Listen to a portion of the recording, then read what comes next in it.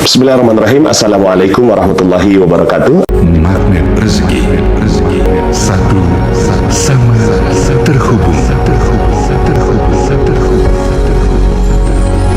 Bismillahirrahmanirrahim. Uhayyikum bitahiyatil Islam. Assalamualaikum warahmatullahi wabarakatuh. Alhamdulillah, summa alhamdulillah, wassalatu wassalamu ala rasulillah wa ala alihi wa sahbihi wa walah, wa la hawla wa la quwwata illa billah. Ashhadu an la ilaha illallah wa ashhadu anna muhammadan abduhu wa rasuluhu la nabiyya ba'dah. Allahumma salli wa sallim ala nabiyyina Muhammadin wa ala alihi wa sahbihi wa junudihi wa ansarihi wa man jahada fi sabilihi ila yaumiddin, amma ba'd. Alhamdulillah, segala puji bagi Allah yang telah berikan nikmatnya kepada kita semua sehingga di hari yang berkah dan mulia ini kita sama-sama diizinkan oleh Allah untuk menikmati salat subuh berjamaah. Dan kita lanjutkan dengan kajian sebelum waktu syuruk. Mudah-mudahan Allah Subhanahu wa taala jadikan hari ini menjadi hari indah, berkualitas karena kita bangun di dasar ibadah di sisi Allah Subhanahu wa taala. Semoga kita bisa terus seperti ini sampai akhir hayat kita. Amin ya rabbal alamin. Salawat dan salam semoga tercurah kepada junjungan kita Nabi besar Muhammad sallallahu alaihi wasallam beserta para keluarga, para sahabat dan para pengikutnya hingga yaumil akhir. Yang saya hormati Takmir Masjid Al-Mubarak yang dirahmati Allah, mudah-mudahan dipanjangkan umurnya para pengurus-pengurus takmir, dalam keberkahan rezekinya, berkah berlimpah, anak-anaknya soleh-solehah, dan semua amal solehnya di masjid ini dibalas dengan ganjaran berlipat ganda di sisi Allah Subhanahu wa taala. Yang saya hormati Bapak Ibu hadirin wal hadirat yang menyaksikan atau yang hadir di tempat ini, mohon izin saya tidak bisa bahasa Jawa. Asal saya dari Jakarta, hanya bisa berdoa mugi-mugi panjenengan sedoyo diparingi sehat wal afiat. Rezeki ini pun berkah berlimpah, putra putri ini pun soleh-soleha, kapunduti pun husnul khatimah, saged malebet swarga firdaus. Amin Allahumma amin. Hanya itu hafalannya Pak. Setelah itu mohon izin kalau bahasa Indonesia. Hari ini saya diminta untuk membahas tentang keajaiban di bumi Tuban ya. Sebenarnya keajaiban ada di mana-mana ya. Mudah-mudahan pembahasan ya, syukran. Pembahasan kali ini membuat Bapak Ibu hadirin wal hadirat mendapatkan keajaiban dari Allah Subhanahu wa taala. Saya menulis satu buku judulnya Magnet Rezeki. Alhamdulillah buku itu saat ini menjadi #1 bestseller di Indonesia. Alhamdulillah, semua atas izin Allah. Yang saya bahagia itu karena mengalahkan Detektif Conan dan Harry Potter gitu. Ya. Itu yang kita syukuri, ternyata ada buku kita yang bisa mengalahkan buku yang isinya mengandung kesyirikan dan hal-hal yang tidak baik. Kenapa disebut magnet rezeki? Karena dalil Allah Subhanahu wa taala dalam surat Ali Imran ayat 37. Allah Subhanahu wa taala berfirman, A'udzubillahi minasyaitonir rajim. Kullama dakhala 'alaiha Zakariya al-mihrab wajada 'indaha rizqa. Qala ya Maryam anna laki hadha? Qalat huwa min 'indillah. Innallaha yarzuqu man yasha'u bighairi hisab. Surat Ali Imran ayat 37.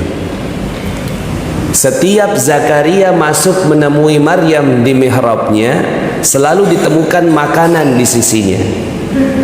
Jadi aneh ini, ajaib. Padahal Maryam nggak beli, nggak belanja, nggak masak, nggak kerja, tapi selalu ada makanan di sisinya. Jadi Zakaria heran, karena beliau sudah jadi nabi, tapi tidak dapatkan keajaiban seperti itu. Ini Maryam malah keponakannya dapatkan keajaiban. Ya Maryam, anna laki hadza. Ini dapat dari mana? Kok bisa kamu ini dapat keajaiban? Nah, ini tema kita, keajaiban. Kok bisa kamu dapat keajaiban, ya, dari Allah Subhanahu wa ta'ala? Apa kata Maryam? Qalat huwa min indillah. Semua datang dari Allah. Innallaha yarzuqu may yasha bighairi hisab. Kalau Allah mau kasih rezeki, datangnya secara ajaib. Ya. Nah, ini pembahasannya, keajaiban dihubungkan dengan rezeki, dihubungkan dengan ada apa yang terjadi pada para nabi. Sebenarnya Maryam juga bukan nabi, tapi dapatkan keajaiban. Ya. Akhirnya, ya, Zakaria ingin belajar sama Maryam. Nah, ini yang unik. Nabi malah belajar sama yang bukan nabi. Zakaria lelaki belajar sama yang perempuan.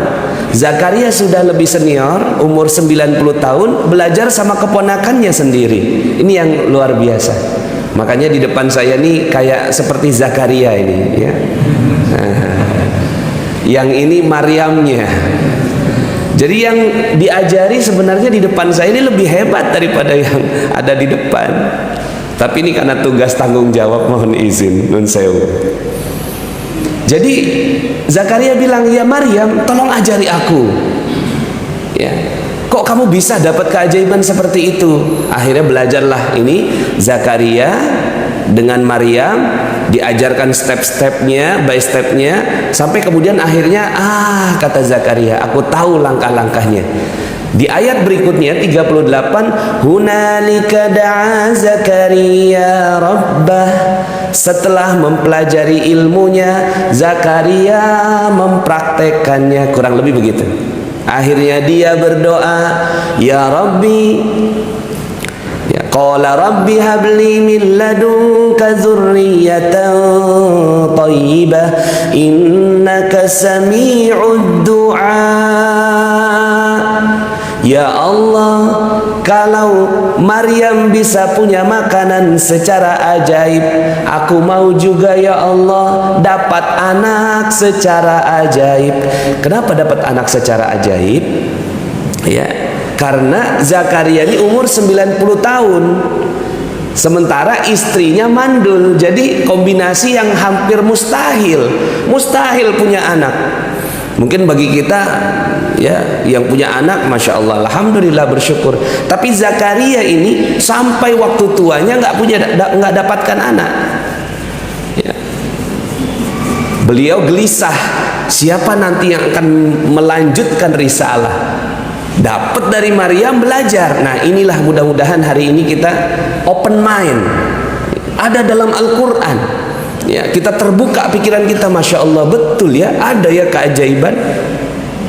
Akhirnya dikasih anak namanya Yahya. Jadi Yahya ini adalah buah keajaiban dari Zakaria. Jadi kalau Maryam ajaibnya itu makanan, Zakaria keajaibannya itu berupa anak. Nah, bagaimana kita membaca surat ini, ayat ini? Karena banyak sekali keajaiban-keajaiban di dalam Al-Quran, tapi berhenti sampai pengetahuan. Oh iya, saya tahu Nabi Musa belah lautan, Nabi Ibrahim diceburkan ke api, apinya jadi dingin, Nabi Sulaiman bisa bicara dengan jin, dengan hewan, dengan semua makhluk Allah. Ya, kemudian Nabi Daud bisa bengkokkan besi dengan mudah. Ya, kemudian Nabi Yunus selamat dari ikan paus. Nabi Isa mengambil tanah liat dilemparkan jadi burung. Nabi Muhammad SAW itu keluar susu dari jari jemarinya. Berhenti sampai situ, tahu ada keajaiban. Untuk apa sebenarnya? Semua keajaiban-keajaiban itu diceritakan oleh Allah kepada kita. Apakah hanya berhenti sampai dibaca, ya, dilakukan, tajwid makhraj bagus? Enggak cukup sampai di situ. Harusnya lebih dari itu. Kalau ibu-ibu di belakang ditanya untuk apa resep masakan, ya, kalau dikatakan untuk dinyanyikan jadi lucu. Ya, untuk apa buku resep masakan? Dinyanyikan. Suami datang, "Ma, tolong bikinkan nasi goreng." Cuma nyanyi aja itu. Bahan-bahan, 1 sendok makan bawang merah. Mau semerdu apapun si ibu nyanyi, si suami lapar. Ini Al-Quran resep keajaiban. Berlimpah kisah-kisah keajaiban di dalam Al-Quran, tapi kita berhenti sampai dibaca. Ya. Apakah kita bisa semua untuk mendapatkan keajaiban? Insya Allah. Ya. Mudah-mudahan semua di sini dapatkan keajaiban dari Allah. Amin. Siapa di sini yang mau dapat keajaiban? Boleh angkat tangannya. Alhamdulillah, mau dapat keajaiban semua. Ya. Mungkin sampai sini ada yang bilang begini, mungkin dalam pikiran ya, Ustadz, itu tadi kan Nabi Zakaria, itu kan Maryam ibunya Nabi, pantaslah mereka dapat keajaiban. Kami ini bukan siapa-siapa, kami ini orang nggak dikenal, kami ini orang ya antah berantah dari kampung ya Jawa gitu ya. Kita bukan siapa-siapa. Oke lah, kalau begitu saya ambil dalilnya yang memang bukan siapa-siapa. Ketika Nabi Sulaiman bertanya pada murid-muridnya, "Wahai murid-muridku, siapa di antara kalian yang bisa memindahkan istana Ratu Bilqis dari ya, Yaman ke Palestina?" Itu jaraknya 1.000-1.500 km. Ya. Kan sudah belajar ilmu keajaiban, kata Nabi Sulaiman. Kan sudah belajar. Nah, sekarang siapa yang bisa memindahkan? Qala ifritu minal jin ana atika bihi qabla an taquma min maqamik. Berkatalah ifrit dari kalangan jin, aku bisa pindahkan itu sebelum engkau berdiri dari tempat duduk. Artinya sekitar 2-3 jam. Coba Pak, pindahkan istana atau singgasana itu dari Bali ke Aceh Pak, dalam waktu 2-3 jam. Hebat? Hebat banget ya. Tapi kita bilang begini, itu kan jin. Memang jin itu hebat barangkali, tapi ternyata tidak. Setelah itu apa kata Nabi Sulaiman? Siapa yang bisa lebih cepat daripada jin ini? Siapa yang bisa lebih cepat daripada ifrit ini? Ditender sama Nabi Sulaiman. Apa kata seorang yang tidak dikenal? Ini mirip sama kita ini, tidak dikenal. Qala allazi indahu ilmun minal kitab ana atika bihi qabla an yartadda ilaika tarfuk. Berkatalah seorang yang tidak dikenal dari kalangan manusia, tapi dia sungguh-sungguh belajar dari Alkitab, yaitu Al-Quran. Ana atika bihi qabla ayyartadda ilaika tarfuk. Aku akan pindahkan singgasana itu sebelum mata berkedip. Masya Allah, sebelum mata berkedip Pak. Sekedip mata aja udah hebat, ini sebelum mata berkedip. Ini kan lebay sekali ayat Al-Quran ini. Kok lebay sekali ayat Al-Quran ya? Sekarang pertanyaannya, untuk apa kisah ini diceritakan kepada kita? Dan ini dikatakan ini bukan Nabi, bukan keluarga Nabi, bukan jin, tapi orang tidak dikenal manusia, sama seperti Anda semua, kita semua yang ada di sini. Untuk apa kisah ini diceritakan? Untuk dinyanyikan? Untuk pengetahuan? Atau untuk dipraktekkan? Untuk apa Bapak Ibu? Coba tangannya begini supaya seru pagi-pagi ini. Dipraktekkan. Untuk apa kisah Nabi Sulaiman itu diceritakan kepada kita? Dipraktekkan. Praktek, bismillah. Cuma begini, wah Ustadz memang bisa kita praktek seperti itu? Bisa, insya Allah bisa. Itu makanya tema kita hari ini, keajaiban di bumi Tuban ya. Bisa insya Allah. Dan yakin dulu bahwa kita bisa ya. Cuma memang keajaiban para nabi disebut mukjizat. Keajaiban para nabi disebut mukjizat. Keajaiban ulama disebut karomah. Keajaiban kita semua orang biasa itu namanya ma'unah. Sama-sama keajaiban, cuma pastinya levelnya berbeda. Cuma insya Allah mudah-mudahan kita semuanya hidup dengan keajaiban. Saya nggak tahu Bapak Ibu semua, kalau saya baca buku, baca Al-Quran ini penasaran Pak, penasaran sekali, kok bisa ya? Qabla ayyar tadda ilaika tarfuk, itu gimana ceritanya itu? Sebelum mata berkedip berubah itu singgasana. Apa kata Nabi Sulaiman? Hadza min fadli rabbi, ini adalah rahmat dari Tuhanku. Ya. Liyabluwani aashkuru am akfur, untuk menguji aku apakah aku bersyukur atau aku kufur.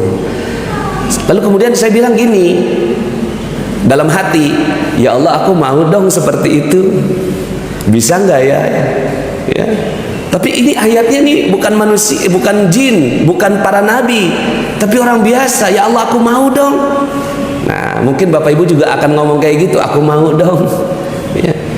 Akhirnya saya coba, ya, lihat laptop. Di laptop saya ada Google Map.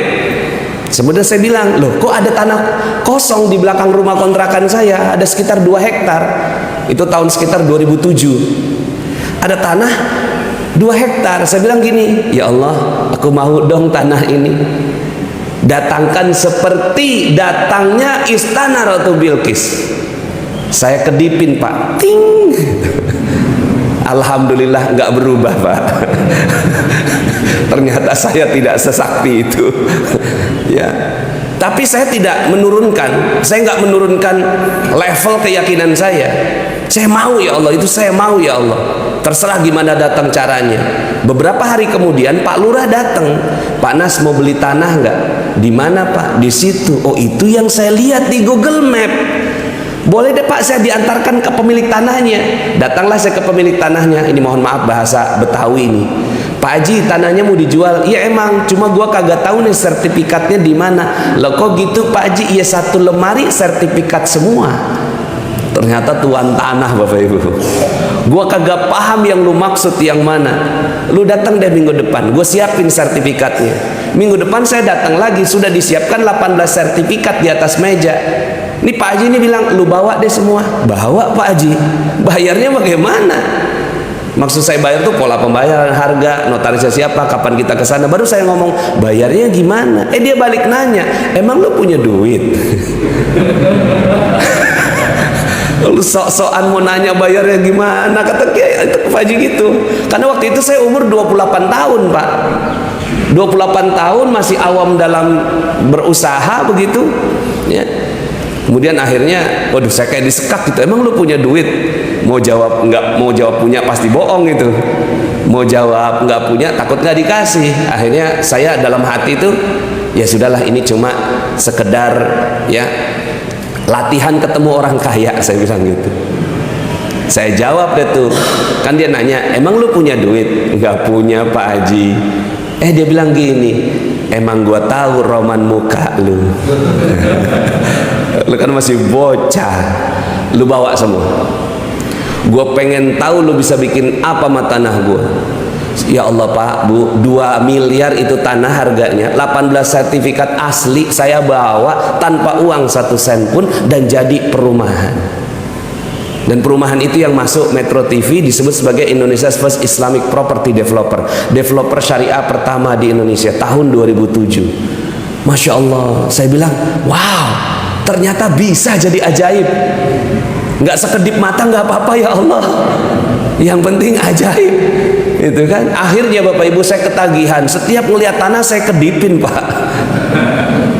Ada tanah di sana, ting jadi perumahan, ting jadi perumahan, ting jadi, Masya Allah, jadi sekitar 1000 unit rumah.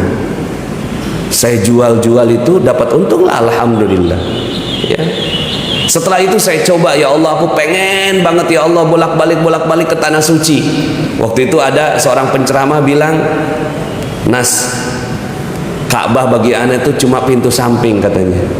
Kalau ana mau ke Ka'bah, ana tinggal buka, ana masuk ke Ka'bah. Ya, artinya tinggal berangkat naik pesawat maksudnya.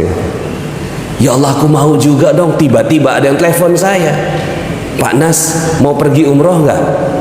Boleh Pak. Ya, ini ada ustadz nggak jadi berangkat, jamaahnya udah siap, visa udah keluar, tiket pesawat udah dibeli, hotel udah ada, tolong dong ente yang gantikan. Aduh maaf, saya bukan ustadz. Jadi saya guru ngaji ya, tajwid, makhraj, itu langgam, itu saya ngajar. Tapi kalau untuk ngajar umroh saya belum berani. Ya, darurat dia bilang gitu. tolonglah, ini tinggal 4 hari lagi, nyari ustadz nggak gampang, tolong ente deh gitu. Ya akhirnya ya udahlah, karena dipaksa akhirnya saya berangkat. Ya saya berangkat, pas pulang saya ngomong sama jamaah, oh jamaah, mohon maaf saya sebenarnya ini bukan ustadz, saya bilang begitu. Ya, cuma sekarang saya ngegantikan ustadz yang nggak jadi berangkat.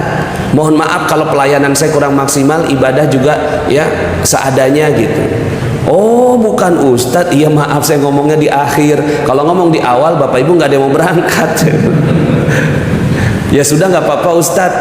Ya ternyata ada satu jamaah lapor sama travel, itu ustadznya bagus, pakai aja terus. Akhirnya saya jadi pembimbing umroh, bolak-balik ke tanah suci. Cuma ngomong, bapak ya Allah aku mau bolak-balik ke tanah suci. Per hari ini 36 kali pergi ke sana. Saya nggak bisa apa-apa. Kehadiran saya di sini untuk fa'amma bi ni'mati rabbika fahaddis. Maka nikmat Rabbmu yang dikasih kepada kamu, kasih tahu orang lain supaya orang lain juga termotivasi untuk sama seperti kamu. Masya Allah Bapak Ibu ya. Maka ternyata bisa. Akhirnya saya coba belajar gimana caranya supaya ini semua orang bisa jadi ajaib. Itulah muncul buku Magnet. Kalau kita bilang semua orang bisa jadi ajaib, kayaknya kayak mistis gitu. Kayak nanti datang pesulap merah ke saya nanti. Ya.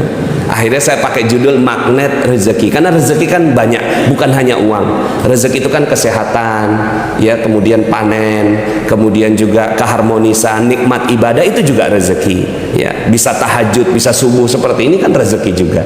Makanya saya kasih judul Magnet Rezeki. Ternyata buku itu masya Allah, alhamdulillah malah jadi #1 bestseller.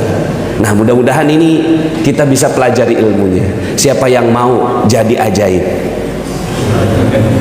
Insya Allah mudah-mudahan kita semua jadi ajaib. Jadi ajaib itu bisa dipelajari Pak, ternyata keajaiban itu bisa dipelajari ya. Dan dalil-dalilnya qat'i, dalil-dalilnya saya sudah pilih ya, dalil-dalil yang masya Allah ya, semuanya sahih. Contohnya ya, saya akan bahas 3 saja ya, mudah-mudahan sempat ini kita bahas sampai syuruk ya. Insya Allah syuruk itu 5:04 ya. Oh 15 menit lagi ya. Yang pertama ya, untuk menjadi ajaib, saya mau tanya dulu di sini, siapa yang mau dapat, mohon izin ya, mohon izin, siapa yang mau dapat harta banyak?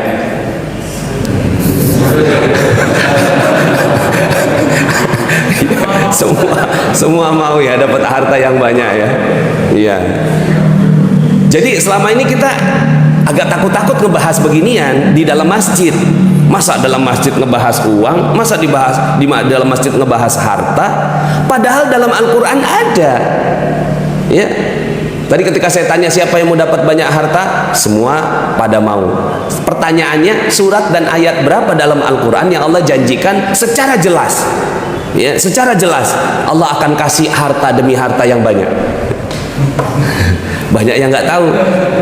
Suratnya 71 ayat 12, 71 ayat 12 dalam juz ke-29. Suratnya surat Nuh. A'udzubillahi minasyaitonirrajim.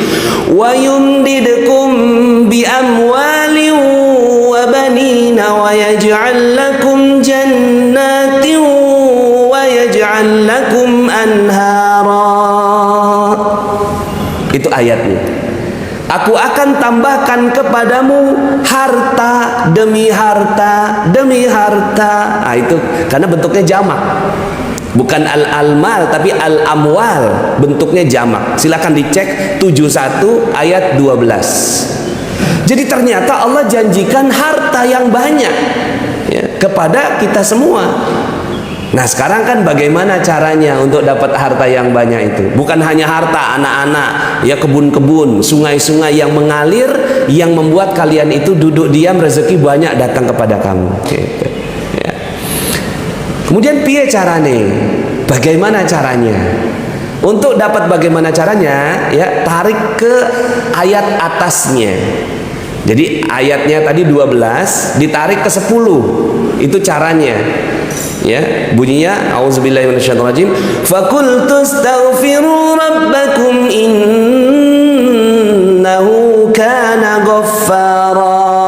yursilis samaa alaikum midrara. Ya, anak kita udah bisa ngikutin. Siapa namanya, nak? Dapat hadiah ya. 100.000. Sini. Masya Allah, bisa ngikutin tadi beliau. Ya. Ya. Alhamdulillah.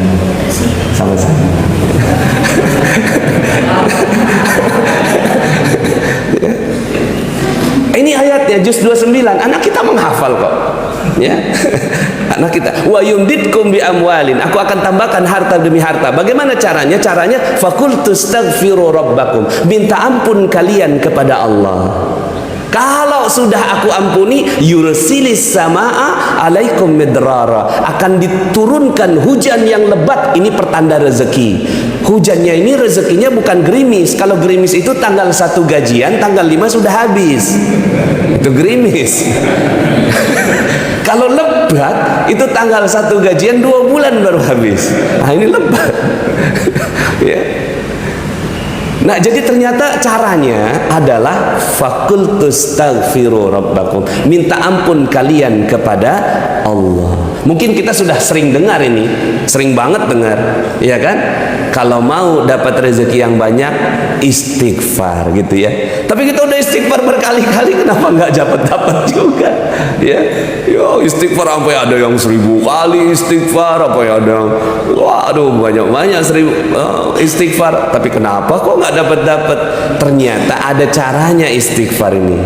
Ya, ada cara istighfar. Ya, istighfar yang benar. Ya, ya. Jadi sebenarnya kuncinya cuma satu itu.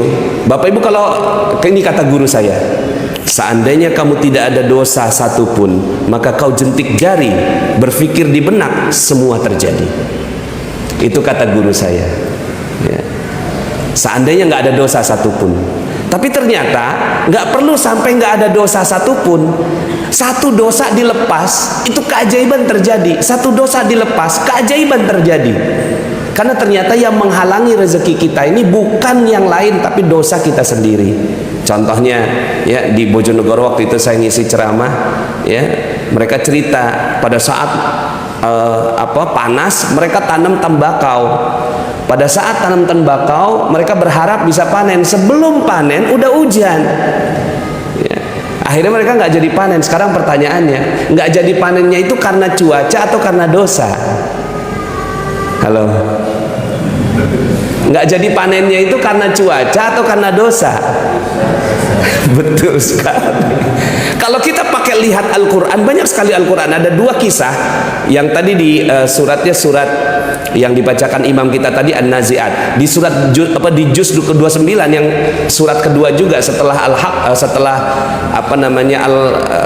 setelah Tabarok ya, yaitu Al-Qalam, itu disebutkan tentang orang yang tidak berhasil panen. Di surat Al-Kahfi juga begitu, nggak berhasil panen. Bukan karena cuaca. Orang ya selama ini kita pakainya ilmu barat. Lepaskan ilmu barat itu. Nggak cocok, nggak kompatibel dengan ilmu kita. Pakai cara Al-Quran. Bukan karena ya cuaca kita nggak jadi panen, tapi karena dosa. Mohon maaf ibu-ibu ya, selama 10 hari ini berapa orang yang digosipin? Halo ibu-ibu, selama rentang 10 hari itu berapa orang yang digosipin? Banyak. Alhamdulillah ngaku. Suami berpeluh keringat pergi ke sawah macul, ya berpeluh keringat, istri di rumah gosip. Sekarang pertanyaannya, apakah ini matching di dalam ilmu Islam? Bukan ilmu barat. Kalau ilmu barat nggak ada hubungannya. Kalau dalam Islam ada sekali hubungannya. Suami bekerja keras, istri gosip di rumah, nggak jadi panen, Pak. Kalaupun jadi panen ya segitu-gitu aja. Maka bagaimana caranya, kata Allah? Jangan buat dosa. Minta ampun kalian kepada Allah. Kalau sudah dapat ampunan, aku kirimkan hujan yang lebat kepadamu. Nah, ini cara yang pertama untuk bertaubat dengan cara yang benar. Ya, coba setiap lakukan dosa langsung sholat taubat. Jangan cuma istighfar. Ya, jadi misalnya nih kita, misalnya ibu-ibu ya, habis pulang dari sini ya, kan udah tahu nih ilmunya. Langsung astagfirullah, dalam 10 hari ini aku sudah ada 10 orang korban gosip aku ini. Langsung sholat taubat. Ya, gelar sejadah mungkin setelah ini, setelah syuruk, tambahkan sholat isyraq 2 rakaat, tambahkan sholat taubat 2 rakaat. Ya, tambahkan 2 rakaat sholat taubat. Ya Allah, aku barusan ngaji nih ya Allah, ternyata yang menghalangi rezekiku ini adalah dosaku. Maka kemarin aku sudah gosip, maka inilah sholat taubat yang kulakukan. Jadi sholat taubatnya itu dengan penuh sadar, ini dosa yang aku mau taubati. Ya, Allahu Akbar 2 rakaat, Masya Allah. Kalau ini yang dilakukan luar biasa. Ya. Kalau seandainya kita bisa melakukan sholat taubat ini, sholat taubat setiap habis dosa, sholat taubat, habis dosa, sholat taubat, habis dosa, sholat taubat. Sebenarnya setiap sholat itu juga pengguguran dosa. Nabi SAW mengatakan, bagaimanakah kalian ketika ada orang yang di depan rumahnya ada kolam, kemudian dia mandi 5 kali sehari di sana, apakah masih ada tersisa kotorannya? Enggak ada ya Rasulullah. Itulah sholat.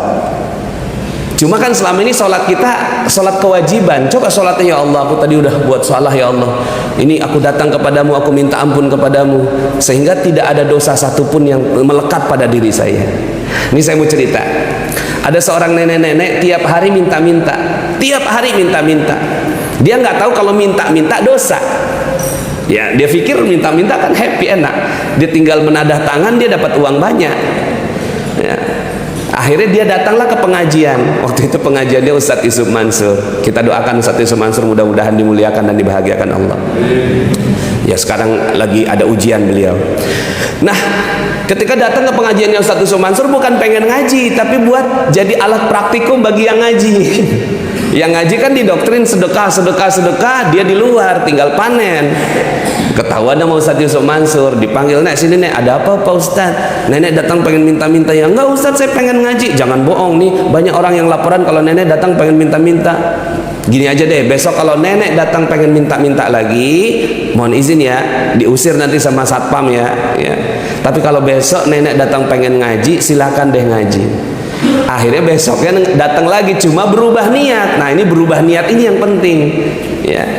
Ketika dia berubah niat, dia ngaji. Suatu hari ada Ustadz Yusuf Mansur, ada saya, ada tuh si nenek ngoceh-ngoceh depan Ustadz Yusuf Mansur. Ya. Kata Ustadz Yusuf Mansur, udah Nek, gak usah banyak ngomong, nih gue mau kasih duit 250.000. Ya. Tapi bukan buat nenek semua, 190.000 bagiin ke orang lain sebagai sedekah, 60.000 untuk nenek sebagai ongkos bagikan sedekah. Paham? Enggak paham Ustadz. Mungkin shock dia mau dikasih duit ya. Akhirnya ngomong sama saya, "Nas, terusin ya Nas." Akhirnya saya di kepala saya terusin jelasin. Saya jelasin pelan-pelan, "Nek, Ustadz Yusuf Mansur itu mau ngasih duit 250.000. Betul kan Ustadz?" Saya cari Ustadznya, loh kok Ustadznya nggak ada. Ini Ustadznya gimana nih? Saya tanya sampai ke kantor, itu Ustadz mana? Udah pergi. Ya, ini nenek gimana kabarnya?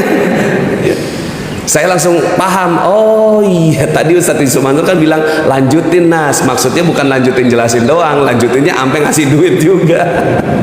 Saya dijebak yang baik Bapak Ibu. Keluarlah duit saya, duit 300.000. Ini Nek, ada duit 300.000, tapi bukan buat nenek semua. 240.000 bagikan ke orang lain sebagai sedekah, 60.000 untuk nenek sebagai ongkos bagikan sedekahnya. Paham? Paham Ustadz. Loh kok cepet paham? Karena ada duitnya. Yang tadi kan abstrak Ustadz, kata dia gitu. 2 minggu kemudian ketemu lagi saya sama si nenek ini. Laporan dia, "Subhanallah Ustadz, alhamdulillah." "Ada apa Nek?" "Itu duit udah saya tukerin untuk duit-duit kecil Ustadz, 2.000, 5.000, 10.000. Tapi karena komunitasnya peminta-minta yang datang banyak, udah habis, masih ada 3 orang. Nek, kita belum kebagian. Udah habis. Karena didesak keluarlah bagian dia. Bagian dia berapa tadi Bapak Ibu? Apal banget kalau urusan duit. Maaf ini. 50.000 disimpan, 10.000 dikeluarin nih ya, bagi 3. Udah habis ya, udah habis. Pagi harinya dia melakukan seperti itu, malam harinya lewat depan sebuah rumah namanya Ibu Hajah Maryam. "Nek, sini Nek, ada apa Bu Haji?" "Nggak tahu nih, beberapa bulan ini," lihat kalimatnya, "beberapa bulan ini saya terus keingetan nenek." Beberapa bulan itu pada saat dia ngaji Bapak Ibu. Beberapa bulan ini saya terus keingetan nenek. Alhamdulillah tadi pagi pada saat dia bagikan sedekah, alhamdulillah tadi pagi saya sudah daftarkan nenek pergi umroh. Nangis dia, subhanallah Ustaz, 10.000 pergi umroh di travel mana Ustaz? Nah, kita bisa lihat di sini, selama ini si nenek nggak kemana-mana, ibaratnya dia kayak nginjek gas. Tapi mobilnya nggak jalan-jalan. Kenapa? Karena rem tangannya masih aktif. Bagaimana caranya supaya mobil itu jalan? Selama ini kan dia kerja keras, minta-minta, mungkin di perempatan, mungkin di mana-mana, tapi dia nggak pergi kemana-mana, nggak dapat keajaiban. Tapi setelah dia lepas ini rem tangannya namanya dosa. Dosa apa? Dosa minta-minta. Ketika dilepaskan ini, ya, maka gasnya itu pelan aja, Pak. Makanya pulang dari sini, Bapak Ibu jangan terlalu kerja keras. Capek, Pak, kerja keras. Mending kerja taubat aja, Pak. Ada dosa taubat, ada dosa sholat taubat, ada dosa sholat taubat. Terus begitu. Saya kenal ilmu ini pada saat saya minus 21 miliar. Makanya bagi saya ilmu ini mahal bagi saya. Ini ilmu ini saya pelajari dengan minus 21 miliar. Ya, pada saat saya sukses dalam berbisnis lalu kemudian dijatuhkan oleh Allah. Saat itu saya mikirnya jatuhnya karena krisis ekonomi di Amerika tahun 2009. Ini kan katanya Presiden kita Jokowi bilang tahun depan gelap katanya, ya. Jangan percaya Bapak Ibu. Ya. Cerah insya Allah. Kalau pakai ilmu Al-Quran. Kalau pakai ilmu barat memang gelap. Silakan mau pilih yang mana. Ya, 2023 di semua negara, ya, itu katanya gelap. Ya, jadi saya pas ngelihat waktu habis nih. Jadi Bapak Ibu yang dirahmati Allah, ini bagi saya ilmu ini mahal. Setelah saya sadar, ya Allah, akhirnya saya sholat taubat. Ya Allah, Bapak Ibu, ya, 21M lunas tuntas tanpa bekerja keras. Dulu saya kerja keras luar biasa, sampai nggak inget anak, nggak inget istri. Waktu itu saya ikutin pelatihan tentang parenting. Coba inget senyum anak Anda. Saya inget gitu. Nggak inget, Pak. Senyum anak yang kedua, yang pertama inget, yang kedua nggak inget, yang ketiga inget. Ternyata yang kedua ini saya terlalu sibuk bekerja sampai nggak inget anak, nggak jadi perhatian saya. Ya Allah, saya zolim banget. Ya. Saya kerja keras. Setelah saya tahu ilmu ini, masya Allah, semua jadi terlihat indah. Ya, jadi ternyata kuncinya jangan ada dosa. Ketika nggak ada dosa, masya Allah, ya. Sebenarnya pengen lanjut sebenarnya nih, karena masih nanggung ini. Cuma kita sudah masuk syuruk ini. 10 menit lagi, baik. Alhamdulillah sudah dapat izin. Karena tadi saya dibisik sampai syuruk ya Ustaz. Bapak Ibu yang dirahmati Allah, ini yang pertama. Jadi kalau bisa, ya, udah kerja kerasnya di sholat taubat. Kerja kerasnya di sholat taubat, di sawah ala kadarnya. Artinya ala kadarnya, ya tetap kita pakai ilmu-ilmu pertanian, ya ilmu perdagangan tetap, tapi nggak perlu terlalu ngoyo. Tapi sholat taubat itu ngoyo Bapak Ibu, ya. Sholat taubat ini kan sebenarnya nggak mesti juga dia berdiri sendiri. Seandainya waktunya nggak cukup, tambahkan dengan sholat yang lain. Ya Allah, ini sholat fajar, sholat sebelum subuh, tapi aku mau tambahkan dengan sholat sunnah taubat. Ditambahin, rendengin, itu niatnya. Silakan nanti belajar fikihnya lagi. Kalau sholat sunnah boleh ditambah, tambah niat. Tapi kalau sholat wajib nggak boleh. Ya Allah, aku niat sholat zuhur, asar, maghrib, isya, subuh. Allah Akbar. Itu nggak boleh. Ya. Kalau sholat sunnah boleh, tapi kalau sholat wajib nggak boleh. Nah Bapak Ibu yang dirahmati Allah, ini yang pertama. Yang kedua, jadi sholat taubat terus menerus, ya, kerja kerasa di sana. Yang kedua, saya nggak janjikan Bapak Ibu pulang dari sini terus kemudian, ya, pas jalan itu kesandung sama kendi dari Majapahit. Duk gitu kan, waduh, ini ada kendi dari Majapahit, bener itu tadi keajaiban di bumi Tuban. Ya, kemudian digosok-gosok, strok gitu kan, keluar jin, wuz, sebutkan 3 permintaan. Saya nggak janjikan itu Bapak Ibu, tapi saya janjikan lebih hebat daripada itu. Ya, saya janjikan Bapak Ibu akan ketemu yang lebih hebat daripada kendi dari Majapahit. Coba tangannya begini Bapak Ibu, tunjuk mulut. Hai kamu, kamu adalah pintu keajaiban. Semua yang keluar darimu dikabulkan oleh Allah, lebih hebat daripada kendi Majapahit.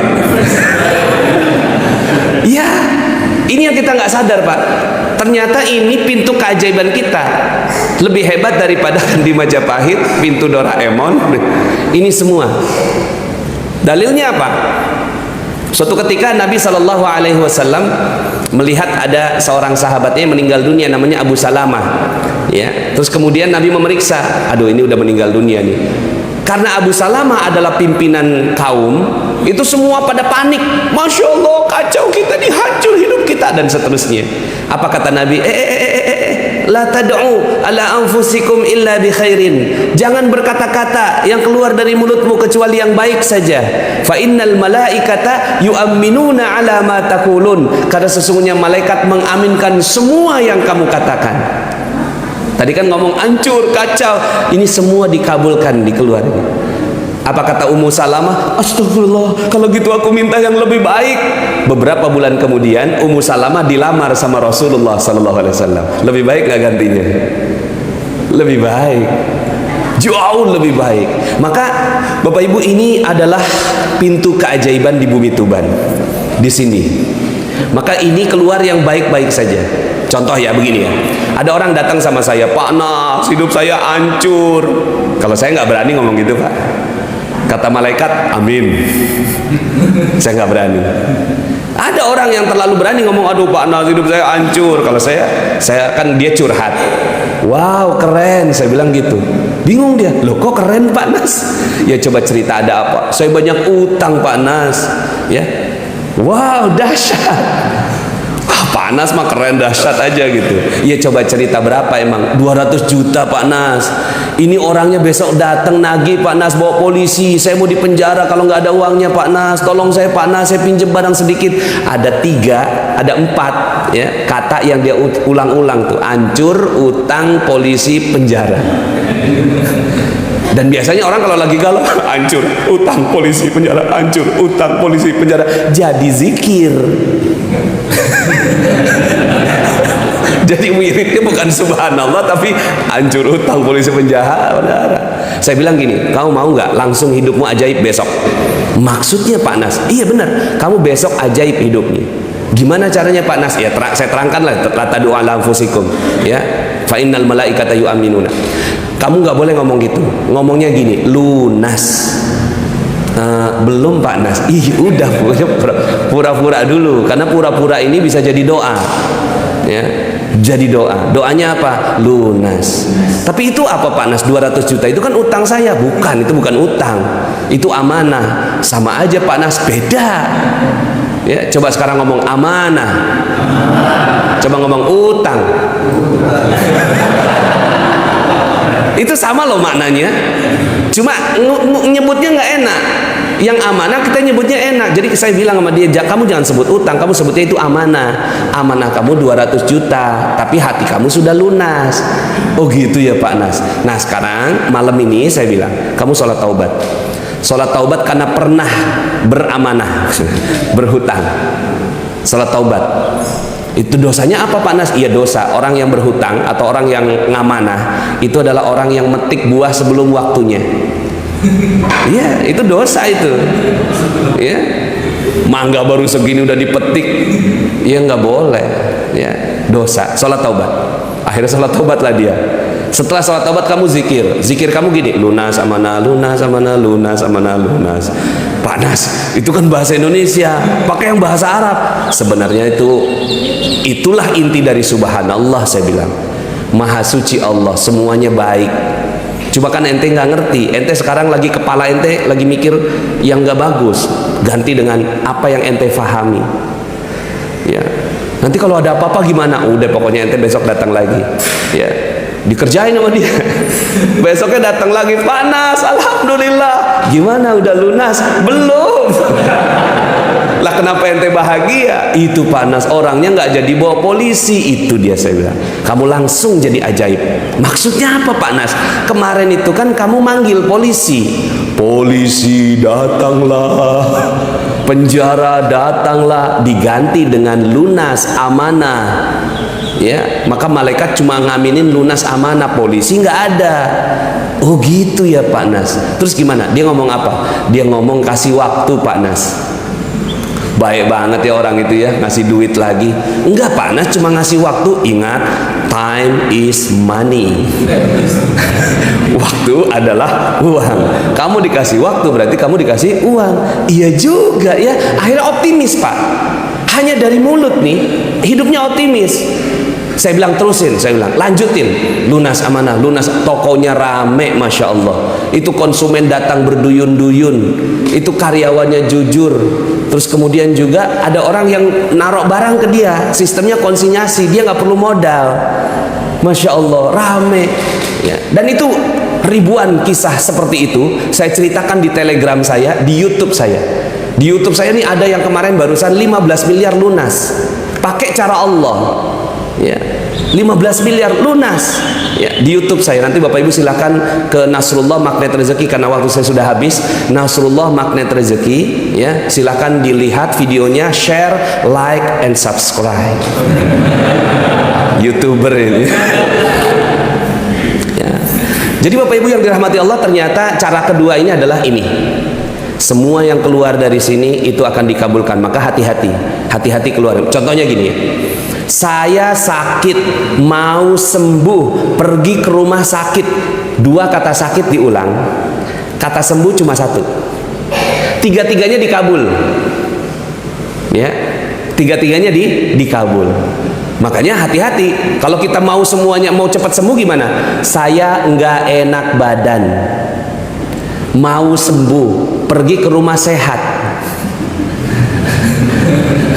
Loh, coba tanya, kita kan ketawa ya, loh kok rumah sehat?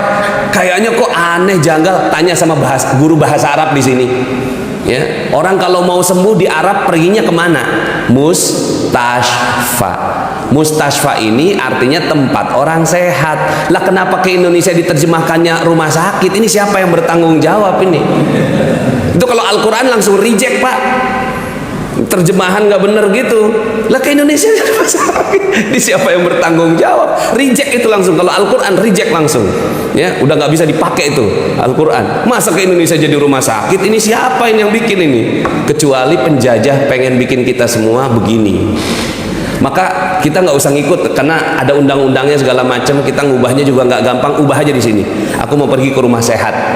Emang orang bilang, ih ke rumah sehat ya. Termasuk kata susah Pak. Susah ini orang menyebutnya 50 kali sehari. Makin tua makin banyak disebut kata susah itu. Susah, susah, susah, susah, susah, susah. Angel, angel, angel, angel. Kata malaikat, amin, amin, amin. Hati-hati Pak ini. Jadi gimana? Caranya adalah ubah kata susah menjadi tidak mudah. Ya, kenapa? Karena malaikat nggak kenal kata tidak, kata jangan. Jadi tidaknya dicoret. Aduh, tidak mudah ya. Ya, jadi gimana cara mengamalkan magnet rezeki? Memang tidak mudah. Tidaknya dicoret, nanti mudahnya yang diaminkan oleh Allah Subhanahu wa Ta'ala. Berat diganti tidak ringan, lupa tidak ingat, ya, sakit kurang sehat, miskin belum kaya. Nah, kalau seandainya kata-kata ini kita udah ubah Pak, dan saya ngubahnya 3 tahun Pak. Ngubah kata susah itu 3 tahun saya ngubahnya. Tapi alhamdulillah sekarang udah nggak berani lagi ngomong yang begitu. Nah, mudah-mudahan Bapak Ibu semuanya, ya ini karena waktunya sudah habis. Nanti Bapak Ibu silahkan kalau mau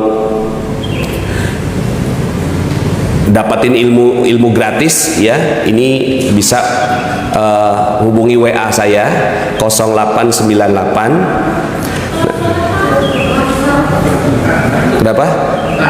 Oh, 0898 2417 2417 744 744. Mudah-mudahan nanti kita bisa lanjut di sana. Saya kadang-kadang melakukan Zoom meeting. Siapa yang mau mengkaji ilmu magnet rezeki lebih dalam, karena ada 101 jurus Pak ilmu magnet rezeki ini. Ya, setelah dipelajari semuanya, masya Allah. Insya Allah. Yang penting sekarang Bapak Ibu yakin akan terjadi keajaiban. Siapa yang yakin akan terjadi keajaiban pada kehidupannya? Allahumma salli ala sayyidina Muhammad. Alhamdulillah. Mudah-mudahan Bapak Ibu semuanya bisa hidupnya ajaib, rezekinya berkah berlimpah, panennya selalu berhasil, dagangannya selalu sukses, dan bukan hanya itu, nikmat beribadah, anaknya soleh-soleha, wafatnya husnul khotimah, masuk surga bersama Rasulullah. Amin, Allahumma amin. Demikian Bapak Ibu, mohon izin karena waktunya, ya saya akhiri dengan hamdalah. Alhamdulillahirabbil alamin. Subhanakallahumma wa bihamdika asyhadu an la ilaha illa anta astaghfiruka wa atubu ilaik. Assalamualaikum warahmatullahi wabarakatuh. Teman yang belum subscribe dan baru saja menemukan channel ini, silahkan subscribe. Insya Allah Anda akan mendapatkan materi-materi yang terbaik dari channel ini. Insya Allah Anda adalah makhluk yang ajaib, tinggal kita sempurnakan faktor-faktornya. Dan insya Allah dalam video-video berikutnya kita akan lanjutkan materi ini sampai Anda menemukan potensi terbesar diri Anda dan menjadi makhluk ajaib sebagaimana yang Allah Subhanahu wa Ta'ala inginkan untuk Anda. Sampai jumpa. Assalamualaikum warahmatullahi wabarakatuh.